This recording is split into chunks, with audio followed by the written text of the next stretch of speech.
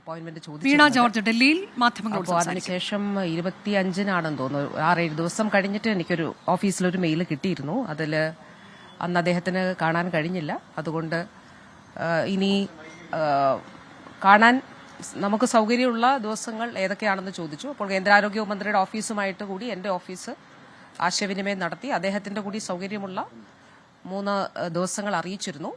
ഇപ്പോൾ കേരള ഹൌസിൽ നിന്ന് റെസിഡന്റ് കമ്മീഷണറുടെ ഓഫീസിൽ നിന്ന് ഇന്ന് അപ്പോയിന്റ്മെന്റിന് സൗകര്യമുണ്ട് എന്നുള്ളത് അറിയിച്ചിരുന്നു. അപ്പോൾ അതിന്റെ അടിസ്ഥാനത്തിലാണ് എത്തിച്ചേർന്നിട്ടുള്ളത്. ആശമാരുടെ അടക്കമുള്ള വിഷയങ്ങൾ തീർച്ചയായിട്ടും അതെ. ആശമാരുടെ ഇൻസെന്റീവ്സ് വർദ്ധിപ്പിക്കുന്ന കാര്യം, അതോടൊപ്പം തന്നെ തൊഴിൽ നിയമങ്ങളുടെ പരിധിയിൽ അവരെ കൊണ്ടുവരുന്ന കാര്യം, അതുൾപ്പെടെയുള്ള 3-4 വിഷയങ്ങളാണ് ചർച്ച ചെയ്യുന്നതിന് വേണ്ടിയിട്ട് ഓൾറെഡി കഴിഞ്ഞ തവണ ഞാൻ റെപ്രസെന്റേഷൻ നൽകിയിരുന്നു. ഇന്ന് വീണ്ടും നൽകും.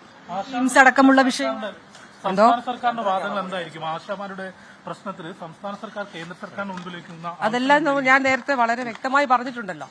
എല്ലാം നേരത്തെ വ്യക്തമായി പറഞ്ഞിട്ടുണ്ട്. ശരി, എയിംസ് അടക്കമുള്ള വിഷയങ്ങൾ ഇന്നത്തെ കൂടിക്കാഴ്ചയിൽ ചർച്ചയാകും. തീർച്ചയായിട്ടും ഉണ്ടാവും. അടുത്ത ഘട്ടത്തിലേക്ക്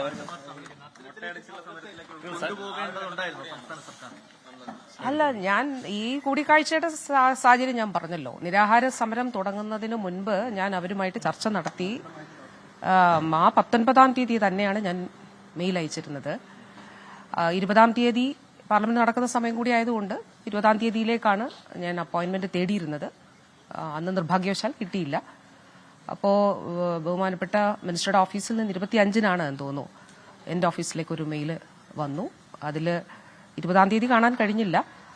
അതുകൊണ്ട് ഇനി ഏത് ദിവസമാണ് കാണാൻ സാധിക്കുക എന്നുള്ളത്, അതായത് കൂടിക്കാഴ്ചയ്ക്കുള്ള സൗകര്യം ഏത് ദിവസമാണ് വേണ്ടത് എന്ന് ചോദിച്ച് 25-ാം തീയതി ഒരു മെയിൽ അയച്ചിരുന്നു. അപ്പോൾ കേന്ദ്രമന്ത്രിയുടെയും കൂടി സൗകര്യം ആശയവിനിമയത്തിലൂടെ അത് മനസ്സിലാക്കിയിട്ട് 3 ദിവസങ്ങൾ ഇവിടേക്ക് ഈ 3 ദിവസങ്ങളിൽ ഏതെങ്കിലും എന്നുള്ളത് അറിയിച്ചിരുന്നു. 2 ഓഫീസുമായിട്ടും കൂടി ആശയവിനിമയം നടത്തി. അപ്പോൾ ഇന്ന് ഇവിടെ കേരള ഹൌസിൽ നിന്ന് റെസിഡന്റ് കമ്മീഷണറുടെ ഓഫീസിൽ നിന്നും അതോടെ നമ്മുടെ ലൈസൺ അവിടെയുള്ള അവരും കൂടി അവരാണ് അറിയിച്ചത് ഇന്നത്തേക്ക് അപ്പോയിന്റ്മെന്റ് കേന്ദ്രമന്ത്രിയുടേത് ഉണ്ടാകും എന്നുള്ളത്. അപ്പോൾ അവർ അറിയിച്ചതിന്റെ കേരള ഹൌസിൽ നിന്ന് അറിയിച്ചതിന്റെ അടിസ്ഥാനത്തിലാണ് വന്നിട്ടുള്ളത്. ഉച്ച കഴിഞ്ഞിട്ട് കാണുമെന്നുള്ളതാണ് പറഞ്ഞിട്ടുള്ളത്.